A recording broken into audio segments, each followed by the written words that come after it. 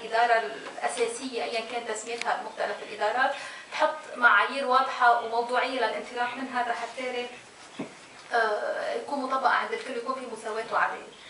Ça tombe bien que ce séminaire régional avait comme sujet principal la révision des statuts généraux de la fonction publique.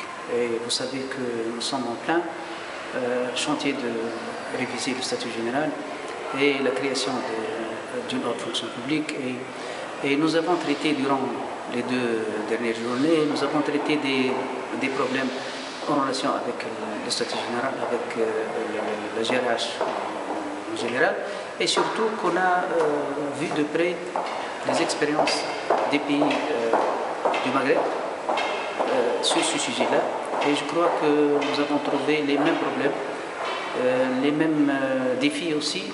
Et c'était très bénéfique pour savoir ce que les autres ont fait, et les success stories, et les chutes aussi, pour savoir corriger.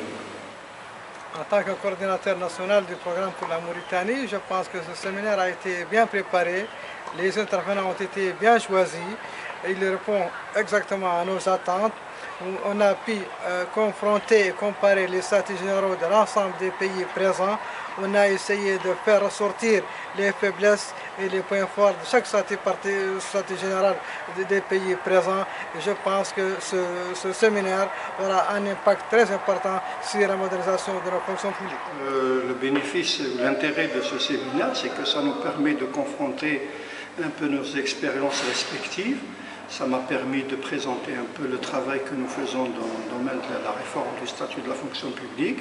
Et ça m'a permis surtout de voir ce que les autres font dans le même domaine. Et ça m'a un peu rassuré parce qu'en fin de compte, je me suis rendu compte qu'il y a des problématiques communes et des solutions un peu différentes. Donc c'est enrichissant. بنينا دليل لتدريب المدير حوافز معنوية من رئيس الديوان من رؤساء الدوائر الحكومية ولا حد أخذ مقابل مادي. Nous avons eu droit à un bon dosage de l'approche théorique et académique et des expériences vécues dans le quotidien à travers la présentation d'un certain nombre d'acquis et de contraintes vécues par un certain nombre de pays, notamment les pays d'Europe de l'Est ou les pays du sud de la Méditerranée.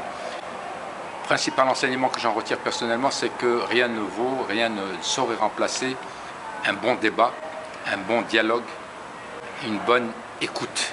La capacité d'écoute est essentielle parce qu'elle permet de structurer la réflexion et elle permet de tirer le maximum, le meilleur de ce qu'ont pu produire, de ce qu'ont pu induire les autres expériences.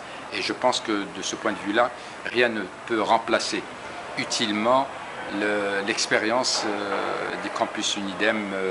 Et j'ai eu, en ce qui me concerne, l'occasion de modérer donc à 3 reprises successives, et chaque fois je ressors, disons, un peu mieux boosté pour mieux apprendre à mettre en œuvre cette démarche de passerelle entre les expériences du nord de la Méditerranée et les expériences de l'est de la Méditerranée, des expériences du sud de la Méditerranée. C'est significatif et c'est utile. Mais je pense que la Commission de Venise est avant tout porte la parole de l'état de droit. Et donc l'état de droit, il se décline dans un certain nombre de domaines, dont celui que nous sommes en train d'adresser à l'heure actuelle, donc qui a trait au service public et à la fonction publique, et que c'est le rôle normal de la Commission de Venise de faire un peu essaimer ces valeurs d'état de droit au-delà du précaré européen, sachant d'ailleurs qu'au sein même de la Commission de Venise, un certain nombre d'experts, un certain nombre de nos collègues viennent d'autres pays que l'Europe, donc elle est pleinement dans son rôle à ce titre. J'ajouterai que c'est aussi un avantage pour les différents experts de pouvoir parler de leur propre expérience et de la partager avec les autres, et je pense qu'on reçoit autant qu'on donne.